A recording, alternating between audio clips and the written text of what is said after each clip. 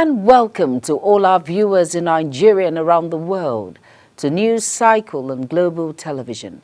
Coming to you live from the nation's capital, Abuja, I am Jumai Manson. A quick reminder that Global Television is on DSTV channel 365 and Star Times channel 276. You can download the Global TV Nigerian mobile app for Android and iOS devices to keep track of our broadcast. Now the news in full.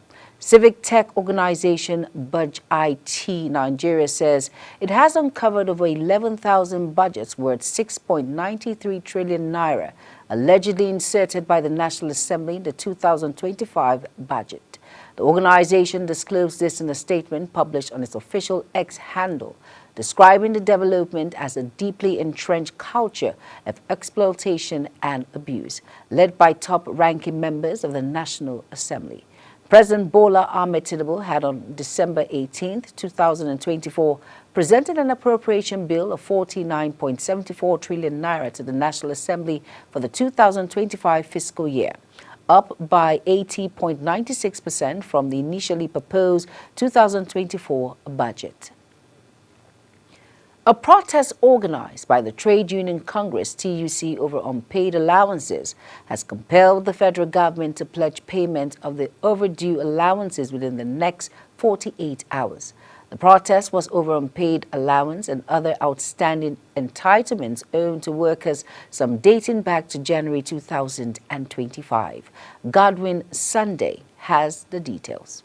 The workers, dressed in red attire, blocked the main gate of the Ministry of Finance, effectively shutting down operations and disrupting traffic flow. They carried placards with messages such as "Wale Edun released the payment file" and "Please pay our entitlement," demanding immediate payment from the Finance Minister, Wale Edun. The protest was marked by the refusal of the protesters to engage with lower-ranking officials and their insistence on speaking directly with the Finance Minister. Attempts by ministry officials to open dialogue were rebuffed and the protests continued throughout the morning, causing significant disruption. In response to the protest, the federal government gave a firm assurance that all outstanding payments, including allowances and wages awards, would be settled within the next 48 hours. 48 hours, you will receive your payment.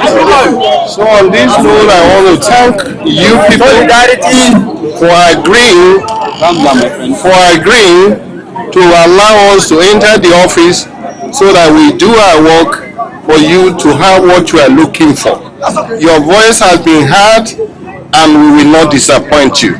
This protest was made to the protesting workers and under the TUC as a direct reaction to their demand for the improved welfare conditions and the clearing of arrears. Seeing the approval, we want it to translate into Naira and Kobo within a reasonable time. In the meantime, we are not calling off this action, sir. We are only going to suspend for a while.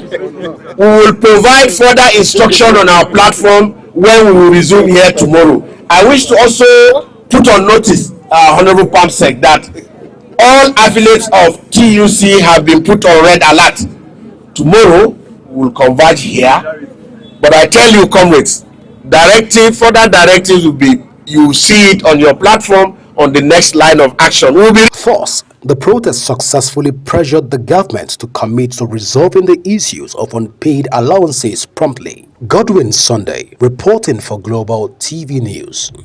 Deputy Speaker of the House of Representatives Benjamin Kalu has expressed concern over the technical failures that affected the 2025 Unified Tertiary Matriculation Examination, UTME, warning it threatens trust in Nigeria's education system.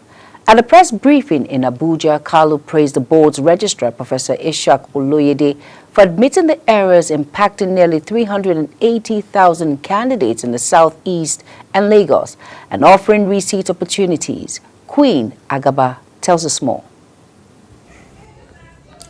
Deputy Speaker of the House of Representatives, Honorable Benjamin Kalu, however, noted that technical investigations revealed that a critical system patch was not installed at 157 centers, causing thousands of result errors. He further added that an independent audit by EduCare technical team confirmed the issue, tracing over 14,000 faulty records to affected centers. However, we must recognize that these measures, while necessary, do not erase the trauma, disruption, and uncertainty experienced by our young people and their families. The Deputy Speaker therefore proposed a 5-point reform plan, a full technical review, independent system audit, protection for affected candidates, transparent results data release, and stricter system monitoring. It is imperative that candidates from the Southeast and Lagos who have actually borne the brunt of these failures are not further disadvantaged. JAMB must provide a clear, accessible mechanism for remark and appeal, especially for those dissatisfied with the hurried receipt or who experienced technical difficulties once more during the second sitting. Furthermore, coordination with WAEC and other examination bodies must continue to ensure that no candidate's academic progression is impeded by scheduling conflicts between the examination borders. They assured candidates of National Assembly oversight while urging JAMB to restore public trust and prevent future lapses. For Global Television, Queen Agaba reporting. The Nigerian Air Force has signed a Memorandum of Understanding MOU with the Bradford Reddington Teller Center for joint research, innovation, training and redeployment of AI applications. The memorandum was signed at historic International Colloquium, which is part of activities marking 61st anniversary of Nigerian Air Force held at its center in Abuja. Kikelomo Okere has the details. Speaking at the event, the Chief of the Air Staff, Air Marshal Hassan Bala, emphasized that the colloquium is a strategic milestone in line with his command's philosophy, which is to transform the Nigerian airplane force into an agile and resilient force that effectively meets the air-power demands of national security in all operational environments. It says the Memorandum of Understanding is the foundation of a strategic partnership to harness the power of space science and artificial intelligence for the enhancement of the national development and security. These initiatives reaffirm space technology as a cornerstone of our national agenda, driving economic diversification, strengthening intelligence capabilities, and reinforcing sovereign resilience in an increasingly complex global landscape. It is against this backdrop that this colloquium becomes more than just a bilateral engagement, but a convergence point for national synergy in line with Mr. President's renewed hope agenda for a prosperous Nigeria. Earlier, while welcoming the guests, the Chief of Communication and Information System, Air Vice Marshal Sulaiman Usman, says the event further underscores the Chief of the Air Staff's strategic intent to develop and sustain optimal operational effectiveness in the Nigerian Air Force by continually collaborating with relevant strategic partners that will contribute significantly to collective pursuit of harnessing cutting-edge technologies to address Nigerian pressing security challenges. The International Colloquium on Leveraging Artificial Intelligence for Effective Utilization of Space Technology for Enhanced Operations is one of the major activities marking the NAFTA 61st anniversary celebrations. We gather here today at a critical moment in history, characterized by technological advancements in the midst of global security challenges. The event, which brought together leading minds from Nigerian aerospace, defense, academia and technology sector, as well as global experts from United Kingdom, was more than a ceremonial highlight. It marked the beginning of a transformative partnership and AI to advance national security, intelligence and economic resilience. The colloquium featured key presentation and each session addressed how data-driven technologies and real-time space capability can revolutionize modern warfare and intelligence framework. Kikelomo Okere, Global Television News. The Nigerian Navy says it has continued to maintain round-the-clock situational awareness of Nigeria's maritime domain, extending to the limits of the exclusive economic zone through the Maritime Domain Awareness Facilities. The Chief of Naval Staff, Vice Admiral Emmanuel Ogala, who was represented by the Chief of Policy and Plans, Rear Admiral Ibrahim Diwu, stated this while addressing journalists on the forthcoming 69th anniversary of the service. Defense correspondent Kikelomo Okere tells us more. Navy Week is an annual event held to commemorate the establishment of the Nigerian Navy as part of the Armed Forces of Nigeria on June 1, 1956. The Chief of the Naval Staff, Vice Admiral Emmanuel Ogala, who was represented by the Chief of Policy and Plans, Rear Admiral Ibrahim Diwu, explained that the Falcon Eye and Regional Maritime Awareness Capacity System have enabled early detection and swift response to incidents within Nigerian maritime environment. This has ensured Nigeria maintained its zero piracy status in the International Maritime Bureau Piracy Rating. In furtherance to this, the Nigerian Navy has taken the initiative to ensure that the entire Gulf of Guinea is free of piracy and other maritime crimes. It further reveals that in order to enhance the operational activities in the maritime domain, the service has taken delivery of 3 new patrol vessels and 3 newly acquired helicopters, which will be commissioned during the Navy Week. It further reveals that a total of 215 suspects and 26 vessels were arrested, while 468 illegal refining sites were deactivated in 2024. He added that an estimated quantity of 6.5 million liters of stolen crude oil and 7 million liters of illegal refined automated gas oil were seized and appropriately handled. The new patrol vessels are NNS Shere, NNS Faro, and NNS Ikogosi. All 3 vessels are about 38 meters long with an endurance of 5 days.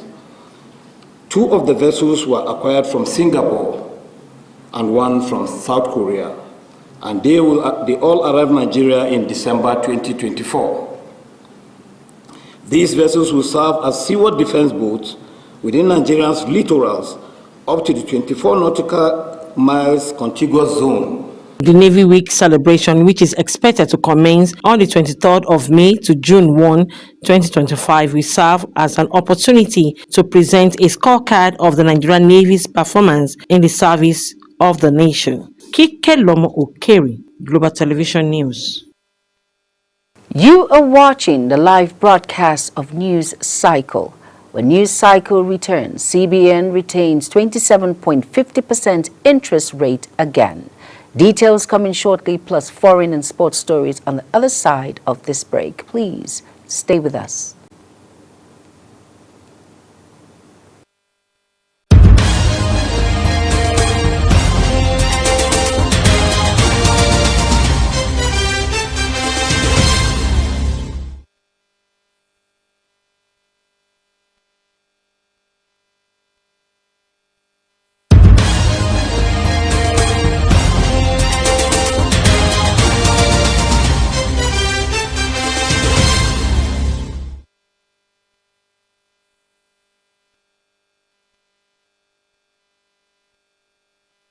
Do you know that global television can be watched in Nigeria and all over the world? Download the Global TV Nigerian mobile app for Android and iOS devices to watch global television real-time from around the world. What are you waiting for? Start downloading and stay connected to global television.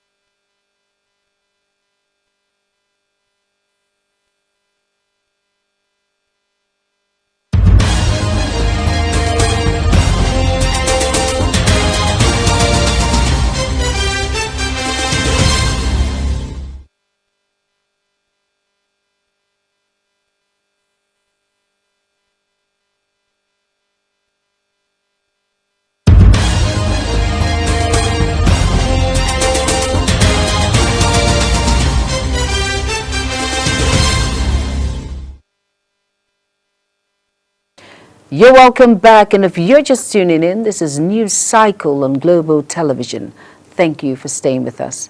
In business now, the Central Bank of Nigeria, CBN, has reassured Nigerians of stability and soundness of the country's banking sector, urging the public to disregard misleading reports circulating on social media and other platforms. In a statement issued by its Director of Corporate Communications, Hakama Sidi, the Apex Bank stated that the attention of CBN had been drawn to certain publications containing false information about the operations of regulated financial institutions. The regulatory institution said it maintains strong oversight of all financial institutions within its regulatory scope through robust early warning systems and risk-based supervisory frameworks designed to detect and address potential threats to financial stability. The Monetary Policy Committee of the Central Bank of Nigeria has retained the country's interest rate at 27.50% for the second time in 2025. The governor of CBN, Olayemi Cardoso, disclosed this during a press briefing after the 300th MPC meeting in Abuja. Cardoso added that the committee was unanimous in its agreements to hold on parameters. The Chinese ambassador to Nigeria, Yu Dunha, has emphasized the imperative of enhanced collaboration between China and Nigeria in unlocking the potential of Nigeria's solid minerals through the establishment of electric vehicle factories in Nigeria. Speaking while paying a courtesy visit to the Minister of Solid Minerals Development, Dr. Dele Alake, in his office, the Chinese ambassador Yu noted that China has always placed Nigeria in a very pivotal position for foreign policy. Sharon Ajay reports. Recalling the recent high-level engagements between President Bola Tinubu and Xi Jinping during Tinubu's state visit to China, the Chinese ambassador Yu Dunha noted that both leaders agreed to elevate bilateral relations to a comprehensive strategic partnership, creating new opportunities for cooperation. The ambassador noted that the embassy and the Chinese government have always admonished Chinese companies operating in Nigeria to abide by rules and regulation, implement corporate social responsibility, and adhere to environmental and safety standards, stressing that the Chinese authorities have zero tolerance for illegal mining, signifying their readiness to work with Nigerian government to bring suspected corporates to justice. In several brands, because currently we have over 10 brands, Chinese electric vehicles. Yes. We would like to bring them to Nigeria to have them to produce locally, and then I would fully agree that we should have more added value like lithium, like all those minerals, because by doing this, China is going to have a stronger partner in Africa. Yeah. The Minister of Solid Mineral, Dr. Dele Alake, acknowledged that most Chinese firms in Nigeria operate within legal and regulatory frameworks. He, however, expressed concerns over the actions of a few operators tarnishing Chinese image, referencing a recent viral video involving a Chinese national allegedly bribing local security agents. The minister also highlighted the impact of the mining machines established to combat illegal mining, affirming that the outfit that sent the right signal in the sector raised awareness about the menace and has consequently improved compliance to regulations by both local and foreign operators. We have an upsurge in the production of electric vehicles here. It reduces our dependency on energy from fossil fuel. Right. So it will also make us compliant with global trend of transiting to green energy. So it also is a win-win situation for us. So we are encouraging all our Chinese operators in this sector to start the local value addition. He reiterated that Nigeria is open for business to serious investors, stressing that investment in the nation's mining industry are now focused on local value addition. Sharon Ajay reporting for Global TV News. To the foreign scene now, the United Kingdom suspends trade talks with Israel and summons the Israeli ambassador of what it calls the intolerable offensive in Gaza. Keir Starmer says the UK is horrified by the escalation from Israel, while Foreign Secretary David Lammy says the war is entering a dark new phase. Earlier, the United Nations said Israel had given permission for around 100 aid lorries to enter Gaza after 11 weeks of blocking all aid. Vladimir Zelensky has accused Russia of trying to buy time to continue its war in Ukraine. A day after Donald Trump said progress towards a ceasefire had been made in a call from Vladimir Putin, Zelensky wrote on a social media post, "If Russia continues to put forward unrealistic conditions and undermine progress, there will be tough consequences," adding that Kyiv was ready to negotiate following separate calls with Zelensky and Putin. Trump said truce talks between Russia and Ukraine will start immediately. And our sports stories now. Nigerian boxer Cynthia Ogunsemalari and Dolakwe Omole, as well as 4 other athletes, have been banned from competing at the 2024 National Sports Festival in Ogun State, as they are currently serving doping bans. The National Sports Commission issued a caution that registered athletes with anti-doping issues cannot compete for scoring medals at the ongoing National Sports Festival, tagged the Gateway Games 2024. Super Eagles legend Kanu Nwankwo and Victor Ikpeba have backed the ongoing transformation in Nigerian National League (NNL). The duo praised the quality of play and leadership in second-tier league. Kanu stated after witnessing one of the NNL matchday 15 fixtures, "There is great hope for Nigerian football from what I am seeing in the NNL." And that's it on Global TV News Cycle. A quick reminder that Global TV is on DSTV channel 365 and Star Times channel 276. Kindly follow us across all social media platforms now showing on your screen using @Global TV NG. You can download the Global TV Nigeria mobile app for Android and iOS devices to keep track of our broadcast. I am Jumai Manson. Thank you for watching. Good evening.